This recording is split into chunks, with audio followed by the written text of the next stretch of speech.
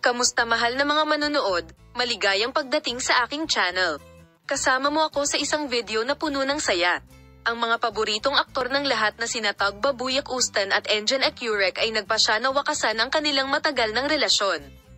Ang lahat ng mga detalye ng paghihiwalay na ito, na makikita rin sa agenda ng magazine, ay lumikha ng isang malaking sorpresa sa mga tagahanga ng mga sikat na aktor.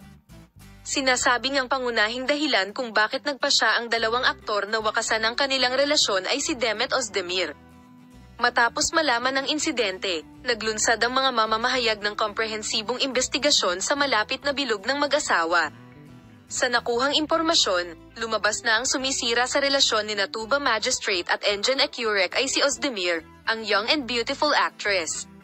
Kung nayayanig ko ang relasyon ng mag-asawa, ang mahiwagang 3 taong ito ay pumagitna sa mag-asawa sa loob ng halos 1 taon at hindi may iwasang maghiwalay sila sa paglipas ng panahon.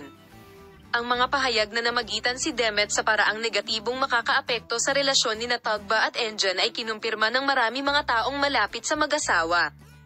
Gayunpaman, sinusuri ng mundo ng magazine ang katumpakan ng mga akusasyong ito nang hindi pa gumagawa ng opisyal na pahayag.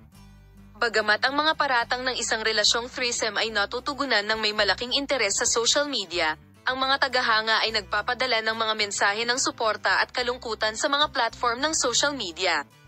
Kahit na ang mga tagapagsalita ni Tugba Buyak-Ustan at Engin Ecurek ay hindi gumawa ng opisyal na pahayag sa paksa, hindi posible na malinaw na ibunyag ang dahilan ng paghihiwalay ng mag-asawa.